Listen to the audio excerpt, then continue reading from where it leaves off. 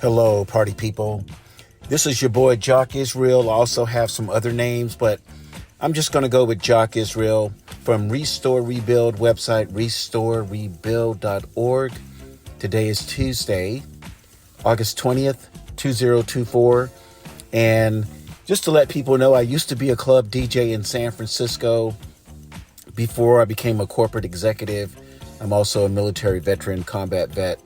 So I have a lot of experience in different areas, but I wanted to just stay on top of this NAR settlement thing. I was reading a post from several key people in the industry. One's in Boston, the other person is in the Orlando area. And I was reading two different posts about, it seems like now there are people in high places going after realtors, even though the NAR settlement has begun. August 17th was the day of the NAR settlement and how it's supposed to kick off, and how, people cannot put the commission or the compensation on MLS, and how people need to have these agreements before they go out and meet with buyers. Okay. I think the whole premise of the NAR settlement is a lie, but okay. So, if you don't make the rules, you got to follow the rules. However, reading some posts from some key people in the industry, these are brokers, these are consultants who have followed this NAR settlement thing going back to almost like 2020. They have followed this thing. It seems like now the people in high places, probably the government, are saying, we're going to watch every single thing that realtors do so that they follow the NAR settlement. Okay, so what this kind of means, listeners, is when you thought, if you are a realtor and you thought this was over, it's not over. If you are a consumer wanting to sell your house or buy a house, things might get really tough for no freaking reason. Okay. So I was reading this one comment from this realtor, and after 10 years in the industry, she basically said that she's thinking about giving up on real estate because, she had some people call into the office, her broker's office, pretending to be buyers. So check that out. That's a PSYOP. That's what we call the military. We call that a PSYOP when things are not real, but they look like they're real. So she had, and another realtor had the same instance of people calling in and saying that, oh, we are buyers and we're interested in buying a house. And she didn't say what came next. So it's almost like there are people out there, I call them real bots, because it seems like these people are human. I hope they're not AI people calling in, artificial intelligence people calling in, but people are calling in to get realtors to make a mistake. And this is the essence of this podcast episode. And this goes out to all the brokers. I used to be a California realtor. I am not a realtor right now. I'm considering getting back into business. And personally, I don't have any concerns about the NAR settlement. And if you continue listening to this podcast, which is Restore Rebuild, but it's also Stay Relevant with the NAR settlement. I like how that rhymes, don't you? I love how that rhymes. I don't have a problem with the NAR settlement because I'm going to help people get their homes. I'm going to help people sell their homes, and I'm going to be compensated based on the work that I do. And I'm 100% confident about that. And if you continue listening to this episode, you too may feel confident about your business. But let me explain some things. Okay, so I was a consultant in corporate America. I was a sales executive, operations manager, Fortune 500 company in Los Angeles. I've seen this type of behavior before, where your competition, in this case, is kind of the enemy. It's not even the competition, it's the enemy, they're trying to take you down. And I've seen some commentary, some videos with key industry leaders talking about the plan to move forward. And I totally agree with the plan to move forward. But I just want to add some extra information on the plan to move forward. And I'll give you one example why. I might give you two, but at least one. Okay, so the first thing that if you are a broker, if you are a realtor and you don't have a strong broker that you're working with, you need to understand some things. And I'm saying this very gracefully. And pardon the tone of my conversation if it sounds like I'm coming off too strong. I am a combat vet. I do have a consulting firm where I pretty much speak totally different, but time is short. Time is of the essence. So if people are caught up in their feelings at my tone, I apologize for that. But we are at war, folks. We are at war at many different levels with people trying to uplift socialism and defeat capitalism. So I apologize for my tone, but I don't apologize for the content. So here we go. Okay, so if you're running a team of realtors, or if you're working by yourself and you don't have a strong broker, you need to understand that in order to beat these people at their game, and their game is to destroy you, honestly. That's what I really feel.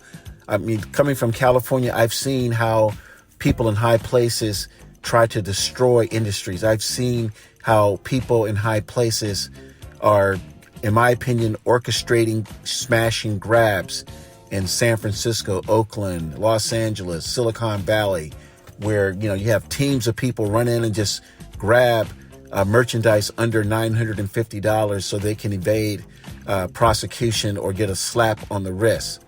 But let me not digress into that conversation. Let's talk about what you should do. Okay, so many leaders in the industry are looking at what they need to do, and they're looking forward. They're saying, okay, this is what we need to do to move forward. These are the documents. These are the scripts. These are the processes that we need to have to move forward to successfully sell real estate in this NAR settlement environment. And what I want to add to it is leaders in the industry, brokers, consultants, I recommend that you look at the end of at a phase and work backwards. And when I say the end, this is like reverse engineering, reverse psychology, something that was taught, not so much for sales, but it was taught when I attended and graduated from Cal Berkeley in economics and statistics. So I'm saying, look at the very end of the process and ask yourself this question. If you are a broker, you're a consultant, you're a speaker, you're a trainer, you are an agent without a strong broker in your organization. Look at the very end and ask yourself this question. What are the ways where these people in high places can destroy me? Start with that premise. Start with, at the very end, I was destroyed, and work your way backwards. So you work your way backwards and say, what are the inputs that cause me to be destroyed at the very end? And one of the ways, or one of the examples of being destroyed, I talked about this on a previous episode, was realtors were showcasing lavish lifestyles on the internet, on social media. They were pretending to be successful and most likely not successful. There's a small percentage of realtors that make over $100,000.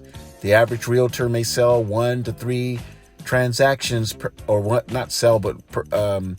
close 1 to 3 transactions per year. I think I saw something like the average income for a realtor was something like $23,000. That is nothing for a consumer to get upset about. But what they saw was a lot of realtors, looking great, hair done great, talking about, things that are closed. I don't think you need to post closed listings on social media at all. Why? What purpose does that serve? you're dealing with, your work should be dealing with people, brand new people on a daily basis, trying to execute your value. But that's just my opinion. If I become a realtor again, you'll never see that I posted a closed property on my Instagram account.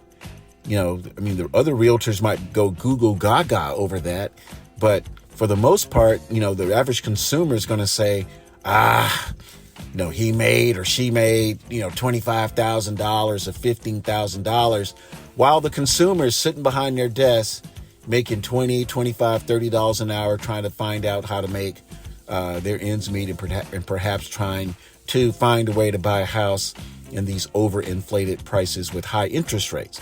So again, start at the very end and just list how many ways can they destroy me? What are the different ways they can destroy my business?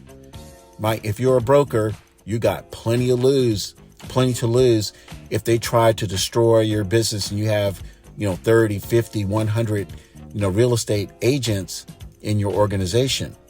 So one of the things that I just want to say, this is the one example that I will give for free. I have plenty, but I have an occupation of my own that is not real estate related. It's a consulting practice.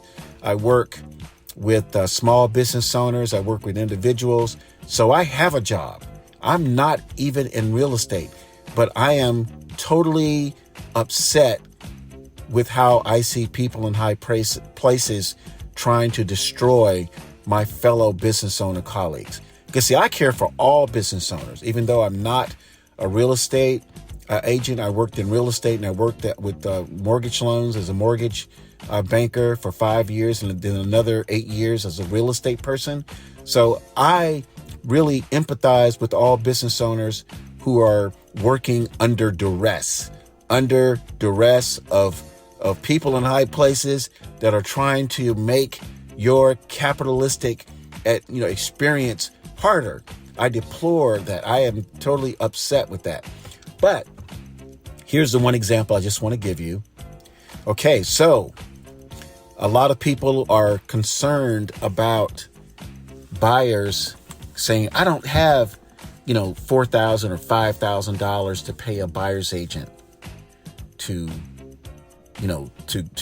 buy a house.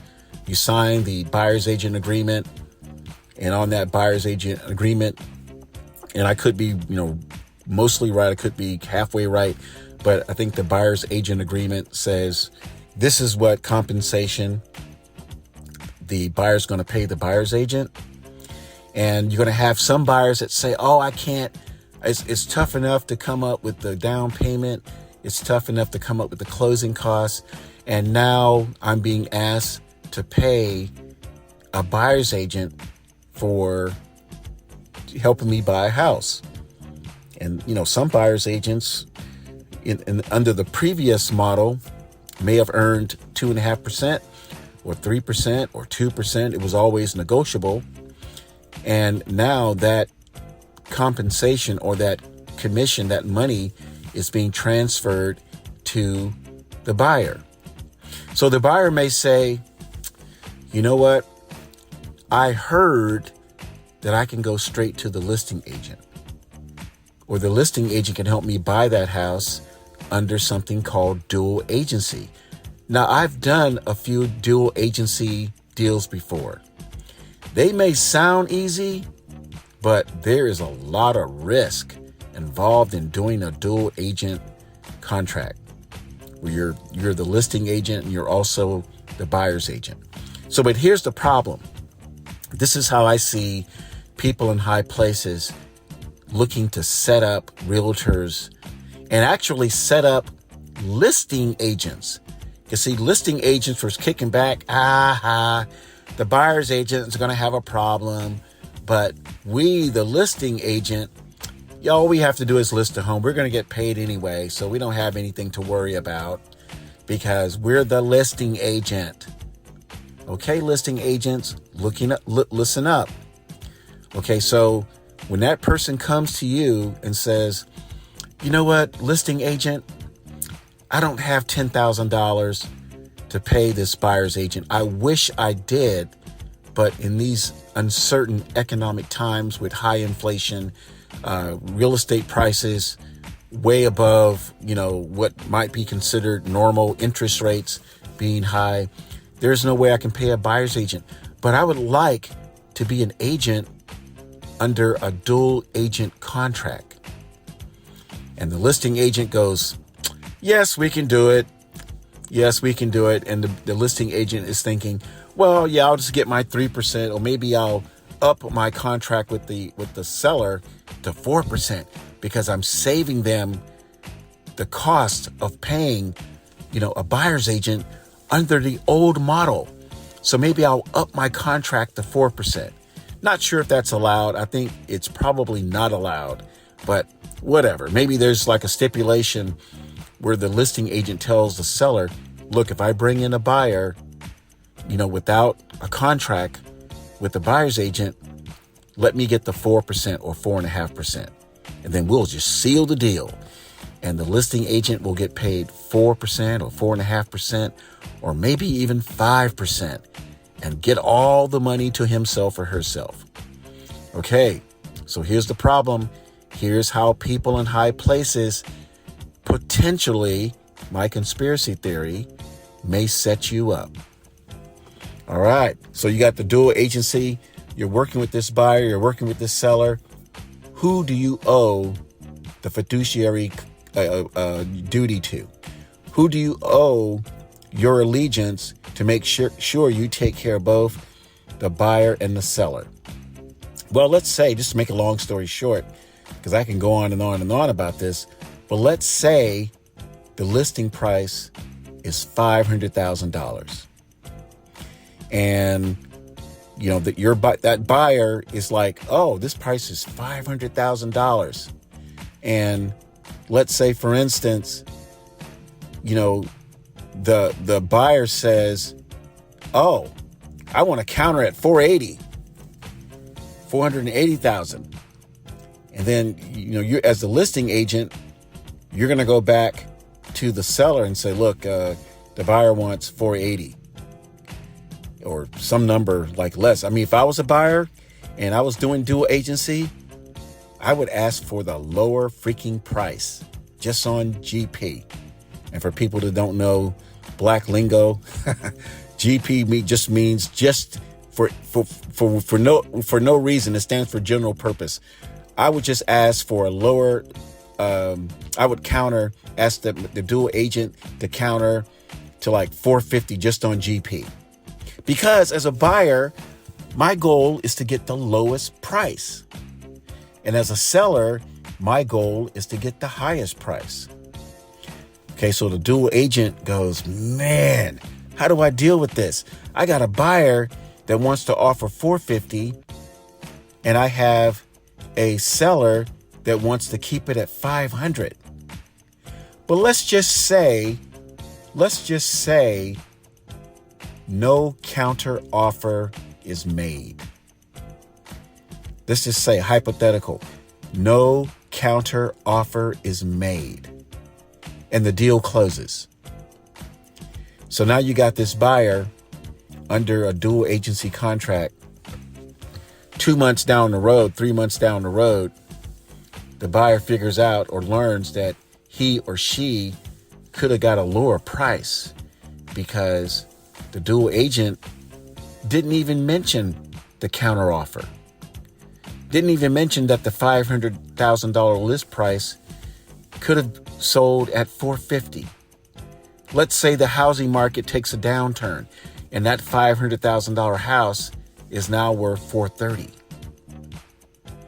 And that buyer sitting there, with his teeth grinding, saying, man, my dual agent didn't even counter offer the price.